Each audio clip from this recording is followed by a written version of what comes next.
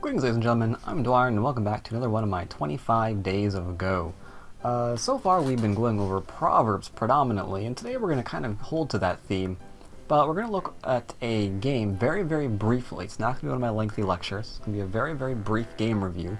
When we look at a game that we can see a lot of those Proverbs actually being utilized quite nicely. Before we take a look at the game, I want to say thank you to everyone who's been enjoying the series, and thank you to my patrons who've been supporting the series. Without you guys, I would not have enough free time to do great things like this for your all enjoyment. So thank you very much for that. We're going to start off with this game. This game is played by Kaji. He is black against a professional 6-dan. Now, I am not going to go over this opening in great detail. It is not the focus of our game. Sorry, this is a 4-4 point. Got second move wrong. Whoops. But that's quite okay. But yes, I'm not going to do a whole bunch of focus on framework and the Fuseki and Joseki choices right now, because we're interested a little bit more in the Proverbs. Suffice to say, got that one wrong too. This is a mini Chinese Fuseki. Sorry, micro Chinese Fuseki. Gonna be a long week. This is a micro Chinese Fuseki, and white is choosing to split this before black can grow up a very large area. Black puts pressure lightly, forces white into a base. We can use that to assault. This may look complicated for some, and it kind of isn't once you understand why these moves are being played. I might go into more detail about the micro Chinese at a later date. I think I've got at least one video on it that you can check out for other reference. Suffice it to say, today's video is more for my intermediate players and above. So far, some of the videos that we've been doing this month have been for more of the newer players, so we're going to show the intermediates some love today. And the rest of you guys can just enjoy. So, I'm going to try to keep a handle on this framework before it grows too big. Obviously, black's going to try to pull onto his territory. Contact move says, okay, that's great, but that means you're making me stronger. So we are getting territory. However,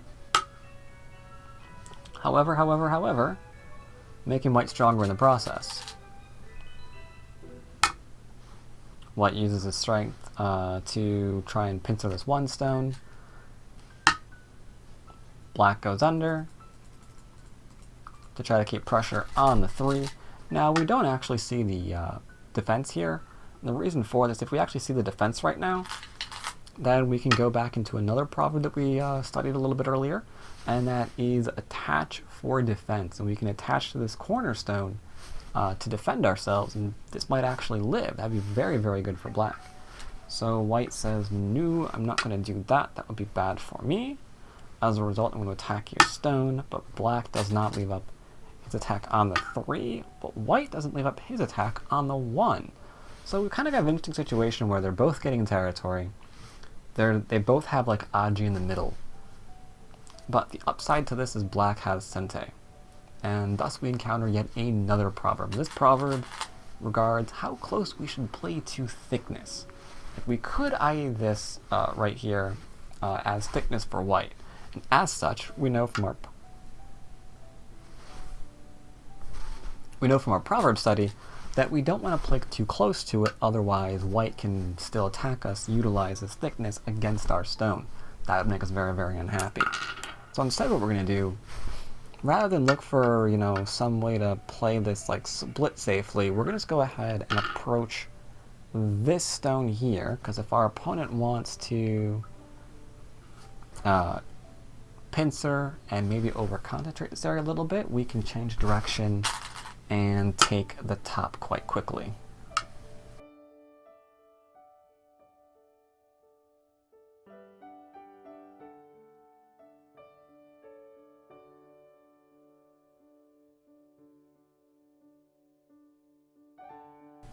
So we fast forward a bit and we see black has settled into the corner. White has a little bit more influence, why not? It kind of works well with what's going on at the bottom of the board. Black has Sente, as this move was the last move played. Now he needs to decide what he's going to do.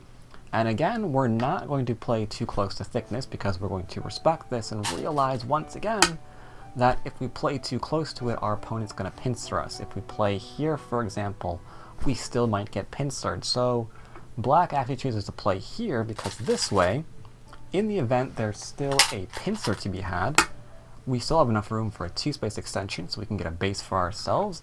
And if our opponent really wants to dive back in there still, how is he going to get a base is really, really hard to find out. So being respectful, we don't come in too far.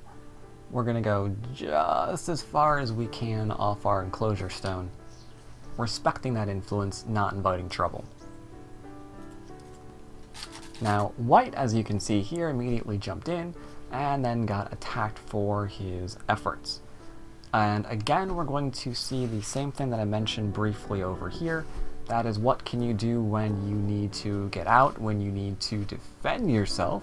White's choosing to use a proverb, attach for defense, and instead of just, jumpy, which you might see here if White just kept jumping, and then making like crazy shape in the middle, ruining all of that influence, he's going to decide to place his attachment on the pincered stone instead to see maybe he can get stronger a little bit faster without giving all of that strength up to his opponent. So once again, we're seeing a proverb. We're seeing 2 proverbs at least so far.